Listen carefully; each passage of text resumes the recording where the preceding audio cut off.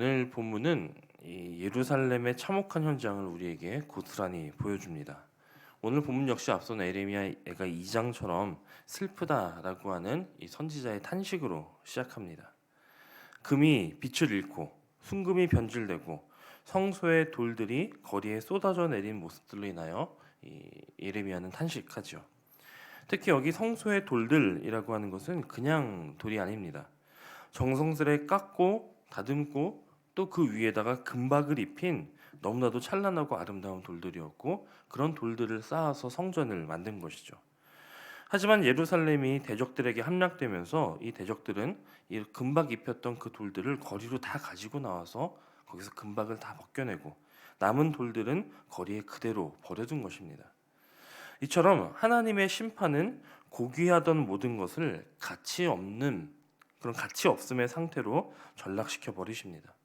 황금으로 그렇게 눈부셨던 성전은 하나님의 임재가 있을 때는 너무나도 아름답고 찬란했지만, 하나님의 심판이 임하자 이처럼 철저하게 파괴되어서 그 잔해가 거리에 흩어지고 말 정도로 모든 것이 가치 없어지는 그런 상황이 된 것입니다.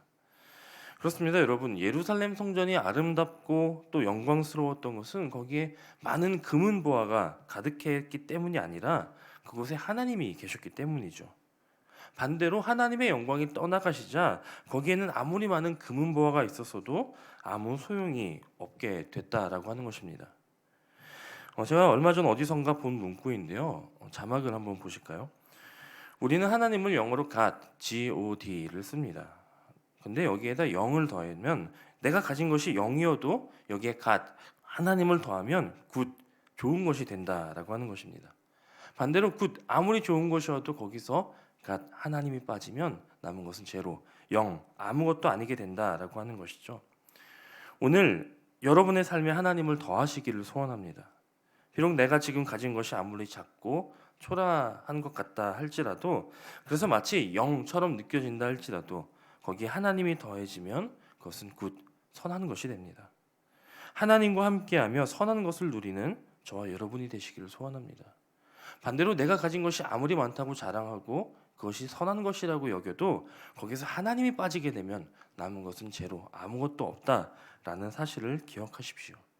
예루살렘 성전은 그 아름다운 것들에서 하나님이 빠지게 되자 이처럼 함락된, 아주 볼품없어지는 그런 무가치한 것으로 전락되고 말았다라고 하는 것입니다. 황폐해진 것은 예루살렘 성전이나 거리만이 아니었습니다. 이 예루살렘에 살던 사람들의 삶 역시 망가지고 황폐해졌습니다. 하나님 앞에 금처럼 보배로웠던 시온의 백성들은 포로로 끌려가는 그런 노예가 되어서 질항아리처럼 이 대충 빚어 만든, 여기저기 찌그러지고 쉽게 깨지고 볼품없는 그런 질항아리처럼 초라한 신분이 되었습니다. 그렇게 포로로 끌려간 이들 말고 남아있는 이들 역시 그들은 더 비극적인 상황을 맞이하게 됩니다. 사랑받으며 그 어미의 젖을 빨아야 할 어린아이들과 또 그들을 사랑으로 돌봐야 할 부모들이 마치 알을 낳아놓고 광야에 버려두고 그냥 사막에 방치하는 그 타조와 그 새끼처럼 그 자녀들을 돌봐주지 못하고 품어주지 못하고, 그로써 아이들은 굶어 죽는 그런 비극적인 상황을 맞이하게 되었다라고 하는 것입니다. 이것은 일반 백성들뿐만 아니라 진수성찬을 먹고 마시며 값비싼 옷을 입던 귀족들도 동일하게 겪게 되는 어려움이었습니다. 귀족들도 결국 구걸로 연명하고 그 거름더미를 안아야 할 정도로 그들의 삶이 어려웠다라고 하는 것입니다. 여러분, 이 사실이 우리에게 보여주는 것이 무엇이겠습니까? 하나님을 떠나면, 하나님이 떠나시면 개인적으로도 가정적으로도 그 삶이 무너지고 만다라고 하는 것입니다. 이것은 남자건 여자건 나이가 많건 적건 부하건 가난하건 아무 상관없이 누구에게나 보편적인 그런 현상입니다. 어느 누구도 하나님을 떠나서는 정상적인 삶을 영위할 수 없습니다. 물론 잠깐은 괜찮아 보이고 또 편안해 보일지 모르지만 그 끝은 결국 멸망이다라고 하는 것을 오늘 이 예레미야가 4장의 참상은 우리에게 알려주는 것이죠. 우리의 삶에는 반드시 하나님이 필요합니다. 하나님이 없으시면 우리의 삶은 우리의 삶 다룰 수 없다라고 하는 것입니다. 이러한 고백이 이스라엘 백성들 가운데 있을 때에 우리는 그분의 자녀이고 하나님은 우리의 하나님이십니다라고 하는 고백이 있을 때 하나님은 이스라엘 백성들을 존귀하게 하셨고 온갖 좋은 것들을 누리게 하셨습니다. 하지만 이 사실을 망각한 채 그로써 모든 영광을 잃어버린 이스라엘의 지금의 모습을 보며 우리는 우리가 지금 받고 있고 또 우리가 지금 누리고 있는 이 모든 것들이 하나님의 은혜요, 하나님의 복이라는 사실을 다시 한번 깨달아야 한다는 것이죠. 자, 그렇다면 지금 우리가 받고 있고 누리고 있는 그 모든 은혜들을 우리가 그 복들을 잘 간직하기 위해서는 어떻게 해야 할까요? 먼저 우리는 하나님의 은혜를 잊지 말고 살아야 합니다. 앞서 말씀드린 것처럼 이스라엘 백성들은 지금까지 하나님이 주신 복을 마음껏 누리며 살았습니다. 하나님은 그들을 순금처럼 존귀한 존재로 이방 민족들 위에 세우셨고 하나님의 선택을 받은 민족으로서의 그런 어떤 자긍심을 가지고 살게 하셨고 이방의 나라들은 그것을 부러워하며 그렇게 살게 하셨습니다. 하지만 이러한 복들은요 결코 그들이 어떤 그런 복을 받을 만한 그런 존재였거나 아니면 그들이 다른 민족들보다 뛰어나서 받은 복이 아니었습니다. 사실 이스라엘은 객관적으로 다른 민족들보다 그 수나 어떤 그 모든 면에서 나은 것이 없는 보잘것없는 민족이었습니다. 하지만 그런 민족을 히브리 민족을 하나님께서 택하시고 그들에게 자비와 긍휼을 베푸시고 복을 주셨기 때문에 그와 같은 은혜를 누리게 되었다라고 하는 것입니다. 그런데 하나님의 은혜로 복을 누리던 그 이스라엘이 어느 순간 마치 그 복을 우리가 당연히 누려야 할 권리로 여기고 하나님을 향한 감사와 고백을 잊어버리게 된 것이죠. 그리고 그처럼 배은망덕했던 이스라엘에 대해서 하나님은 그들이 누리던 모든 복을 거두어 가셨다라고 하는 것입니다. 결국 그들이 하나님의 은혜를 잊어버렸기 때문에 기억하지 못했기 때문에 일어난 비극이었다라고 하는 것이죠.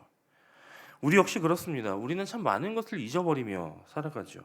그것이 우리 어쩔 수 없는 연약함이고 한계이기도 합니다. 하지만 우리가 모든 것들을 다 잊어버리고 망각한다 할지라도 결코 절대로 잊어버려서는 안 되는 것이 하나 있다면 그것은 바로 하나님의 은혜라고 하는 것이죠. 하나님이 헤아릴 수 없는 많은 복을 우리에게 주셨고 또 내가 지금 누리고 있는 것들이 하나님이 주신 것이라는 것을 기억하며 살아야 하는 것입니다. 하나님이 우리에게 주신 많은 은혜들 그 가운데 가장 큰 은혜라면 죄인이었던 우리를 불러서 하나님의 자녀 삼아 주시고 거기에 죄사함의 은혜를 더해 주시고 또 지금도 성령님과 동행하며 거룩하고 순결한 삶을 살 수 있도록 해주시는 것 그것이 가장 큰 은혜이겠죠. 그 외에도 하나님이 주시는 그 모든 것들로 우리는 우리의 삶을 영위해 갖고 있는 것입니다. 이스라엘은 이러한 사실을 잊어버린 것입니다.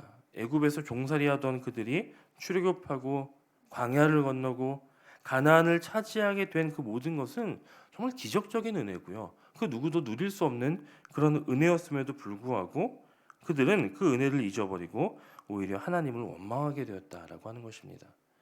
은혜를 잊어버리는 것, 하나님의 베푸신 그 복을 기억하지 못하는 것, 거기에서부터 바로 죄는 시작된다라고 하는 것입니다. 그러므로 우리는 날마다 우리의 마음과 또 입술을 살펴서 불평과 원망 대신 하나님의 은혜에 깊이 감사하는 그런 삶을 살아야 할 것입니다. 예레미야 선지자는 그처럼 하나님의 은혜를 잊어버린 이스라엘 백성의 죄악이 과거 소돔의 죄악보다 더 심해서 하나님의 심판을 받았다라고 고발하고 있습니다. 그들이 은혜를 잊었더니 이제는 죄악의 자리로 나아갔다라고 하는 것이죠. 그럼 그들의 가장 중대한 죄, 가장 큰 죄가 무엇이었을까요? 바로 하나님과 우상을 함께 섬기며 제사하는 것입니다. 그들은 하나님이 주신 모든 좋은 것들은 하찮게 여기고 또 반대로 이방 민족들이 가지고 있던 눈에 좋아 보이는 어떤 번영과 화려함을 부러워하다가 그만 이방의 우상을 섬기고 제사하고 숭배하게 된 것입니다. 그렇게 살아가다가 막상 어려움이 닥치면 그 이방 신에게서는 아무런 힘을 얻지 못하자 다시 하나님께 나와 도움을 요청하고 또 그로써 문제가 해결되면 다시 우상에게로 돌아가는 이런 이율배반적인 신앙생활을 했다는 것이죠. 그리고 하나님은 이것에 대해서 많은 선지자들을 통해서 이스라엘의 이런 악함을 꾸짖고 죄를 책망하셨지만 그들은 끝까지 돌이키지 않았고 우리는 하나님을 떠난 적이 없다라고 변명했습니다. 더욱이 그들의 잘못된 신앙으로 인해서 그들은 삶도 부도덕해지고 그 모습도 비윤리적으로 전락했습니다. 부유한 자들이 약자들을 착취했고 무자비한 행위들을 두려움 없이 자행했습니다. 결국 이러한 그들의 죄를 간과하시지 못한 하나님은 그들의 죄를 두고 보실 수 없으셨기에 그들에게 주셨던 모든 복을 거두어 들이셨고 그 결과와 그로 인한 삶이 바로 예레미야 애가 4장에서 기록되고 있는 것처럼 그들의 삶이 무너져 내리는, 그것도 그냥 어느 일부만 무너져 내리는 것이 아니라 모든 것이 다 전방위적으로 무너져 버리고 말았다라고 하는 것입니다. 사랑하는 여러분, 죄가 무서운 이유가 바로 이것입니다. 죄는 우리의 삶을 파괴합니다. 그것도 일부만 파괴하는 것이 아니라 죄는 우리의 삶을 전방위적으로 파괴합니다. 지금까지 그 사람이 어떤 업적을 이루었고 어떤 지위에 있었고 그 사람이 누구이건 그것과 상관없이 죄는 그 삶을 파괴시킵니다. 가장 대표적인 경우가 바로 우리가 살펴봤던 다윗일 것입니다. 그가 이전에 하나님의 마음에 합하며 하나님과 동행하는 사람이었고 많은 업적을 이루고 지금은 왕의 위치에 있어도 죄는 다윗의 삶을 한순간에 파괴시켰습니다. 그것도 철저히 파괴시켰죠. 그를 죄를 지은 그 이후에 다윗은 아들의 범죄에도 징계하지 못하고 침묵하는 아버지가 되었고요. 또 여기에서부터 이후에 일어나는 모든 반란 사건이나 또 부하들을 통제하지 못하는 그런 왕이 되었습니다. 그리고 그 고난의 시기가 얼마나 어렵고 힘들었는가, 우리는 그것을 이미 살펴본 바가 있죠. 혹시 여러분도 그와 같은 경험을 해보신 적이 있지는 않으십니까? 죄를 짓고 나서는 그 죄에 붙들려서 혹시 이 죄를 다른 사람들이 알게 될까, 혹은 이미 알고 있어서 내 스스로 온전히 서지 못하고 당당하게 서지 못하고 죄에게 붙들려서 이리저리 휘둘리기만 했던 그런 과정들을 우리는 경험하게 되는 것이죠. 죄는 이처럼 당당하던 사람의 자신감을 빼앗고 아름다웠던 모습을 순식간에 사그러지게 만듭니다. 그리고 그런 모습 속에서 하나님이 아무리 복을 주실래야 그 복을 누릴 수 없다라고 하는 것이죠. 그래서 우리가 하나님이 주신 복을 간직하는 비결은 바로 우리 안에 이와 같은 죄악이 들어오지 못하도록 우리의 몸을, 우리의 마음을, 우리의 영혼을 보호하고 지키는 것입니다. 바울의 권면대로 악한 일은 어떤 종류든지 모두 버리고 멀리 해야 합니다. 우리가 죄악을 무겁게 여기고 거룩한 삶을 살기 위해 애쓴다면 하나님은 우리에게 주신 복을 더욱 넘치게 하셔서 그 복을 이웃에게까지 나누게 하시는 풍성한 삶을 살게 하실 것입니다. 아니, 이미 우리 하나님은 사실상 우리에게 이미 많은 것을 주셨습니다.